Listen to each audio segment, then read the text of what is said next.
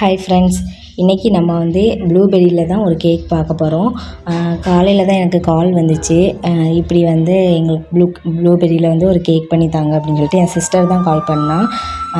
அப்போ நானும் வந்து பண்ணுறதுக்கு ஸ்டார்ட் பண்ணிட்டேன். பண்ணி லாஸ்ட்டு முடித்து அந்த ஃபைனல் சிம்பிள் கேக் தான் பண்ணினேன். ஆனால் வந்து லாஸ்ட்டு மினிட்டில் நான் பண்ண கேக் வந்து இவ்வளோ அழகாக நல்ல லுக்கு தரோம் அப்படின்னு சொல்லிட்டு நான் நினைக்கல.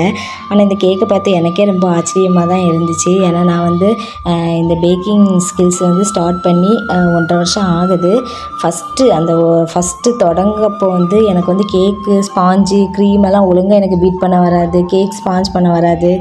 எனக்கு ரொம்ப ஃபீலிங்ஸாகவே இருக்கும். நான் எல்லோரும் பண்ணுறத பார்த்து எனக்கு தோணும், ஐயையோ நான் இனி எப்படி பண்ண போகிறேன் அப்படின்னு. ஆனால் நல்லா வராதவொன்னே நான் நினப்பேன், எப்படின்னா நம்ம வந்து பேசாமல் ஏதாவது ஒரு பேக்கிங் கிளாஸ்க்கு போய் கற்றுப்போமா அப்படின்னு சொல்லிட்டு நினப்பேன்.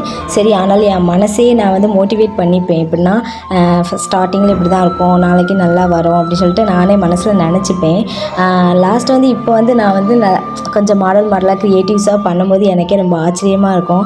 ஏன்னா நான் வந்து ஸ்டார்டிங்கில் வந்து ரொம்ப ஃபீல் பண்ணேன். ஆனால் இப்போ வந்து அந்தளவுக்கு எனக்கு ஹாப்பியாக இருக்குது. இந்த அளவுக்கு நான் உயர்வேன் அப்படின்னு சொல்லிட்டு எல்லாமே உங்களோட லவ் அண்ட் சப்போர்ட்டு தான். நீங்கள் வந்து உங்களுக்கு இதில் வந்து ஏதாவது டவுட்டு ஏதாவது இருந்துச்சுன்னா நீங்கள் எனக்கு கேளுங்க. நான் வந்து உங்களுக்கு ரெசிபி போடுவேன். எந்த டவுட் இருந்தாலுமே நீங்கள் கேட்கணும். தேங்க்யூ.